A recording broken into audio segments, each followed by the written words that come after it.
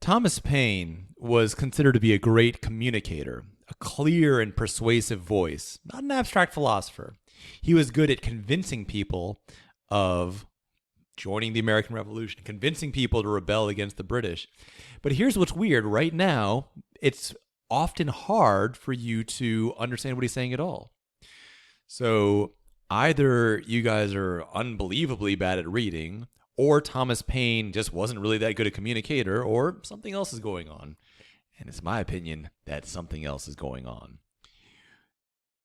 The last time that people were able to comfortably read and understand things like this, they overthrew the government. That's what happened in 1776. The Declaration of Independence was signed, overthrowing the British government, rejecting British rule, rejecting the federal government of the time.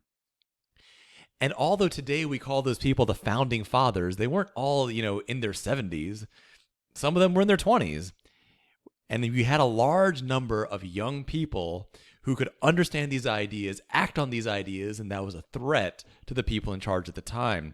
Since then, people have learned their lesson and made sure that your education has been designed such that you're not able to easily and comfortably think about these ideas. Maybe to some extent that's about vocabulary or whatever, but mostly that's a psychological block. There's something blocking you saying that accessing history directly is not for you to do. Your teacher should tell you what history means. You should figure it out yourself. Now, I'm going to walk you through this passage, and show and explain to you what it means. But this is something that you're going to learn how to do on your own.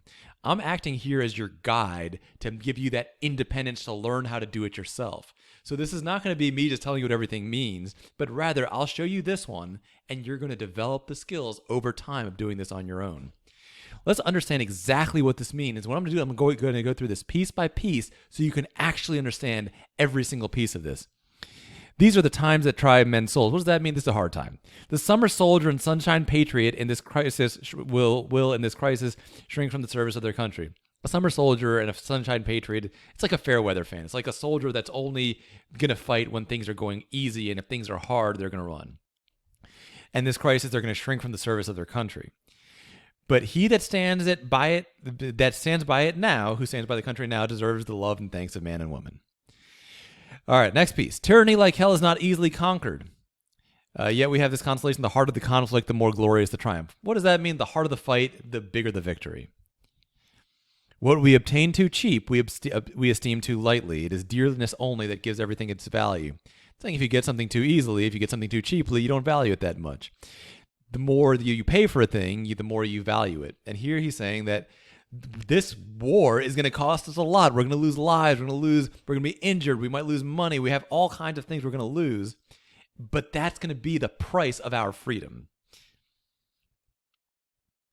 Heaven knows how to put a proper price upon its goods. That means heaven, God, knows how much to charge for each thing. And it would be strange indeed if so celestial an article as freedom should not be highly rated.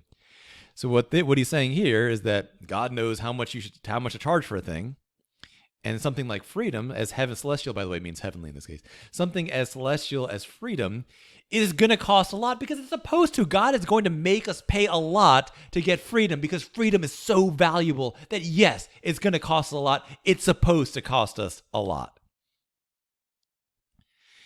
And in this piece over here, Britain, with an army to enforce her tyranny, has declared that she has the right not only to tax, but to bind us in all cases whatsoever.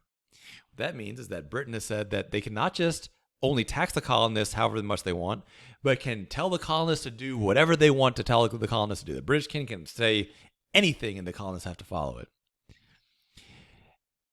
And then here's another tricky little subtle piece. He says, if being bound in that manner, in other words, being bound in a way where the king can tell you whatever to do, if that's not slavery, then nothing's slavery. So he's saying this is such an extreme case of slavery that if we're not going to call this slavery, then there's no such thing as slavery. If this isn't slavery, then nothing is slavery. Now, what do we see here? It's actually not that hard to understand. There's some tricky parts. You'll get better at it. But this is primarily a psychological block.